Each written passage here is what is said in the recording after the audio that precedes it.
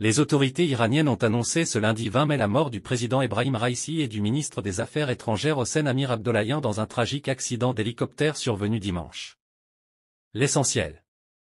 Le gouvernement iranien a officiellement confirmé la mort du président Ebrahim Raïssi et du ministre des Affaires étrangères Hossein Amir Abdollahian à la suite d'un accident d'hélicoptère survenu dimanche. En hommage à ces figures politiques, l'Iran observera 5 jours de deuil national. Les funérailles débuteront demain. Suite à ce décès, Mohammad Mokber, le premier vice-président, a été nommé président par intérim jusqu'à l'élection présidentielle prévue le 28 juin prochain. La France a exprimé ses condoléances à l'Iran dans un bref communiqué. L'Iran en deuil. L'Iran a décrété 5 jours de deuil pour rendre hommage à son président Ebrahim Raïssi, décédé dans un crash d'hélicoptère. Raïssi, un ultra-conservateur arrivé au pouvoir il y a 3 ans, était considéré comme un candidat potentiel pour succéder au guide suprême, Ali Khamenei.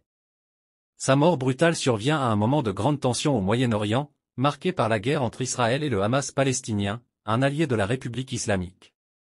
Incertitude politique. Ce décès ouvre une période d'incertitude politique en Iran. Le pays doit maintenant organiser une élection présidentielle dans les 50 jours, qui se tiendra le 28 juin, selon la télévision d'État. Mohammad Mokber assurera l'intérim jusqu'à cette date cruciale pour la stabilité politique de l'Iran. Réaction internationale. La communauté internationale a réagi à cette nouvelle.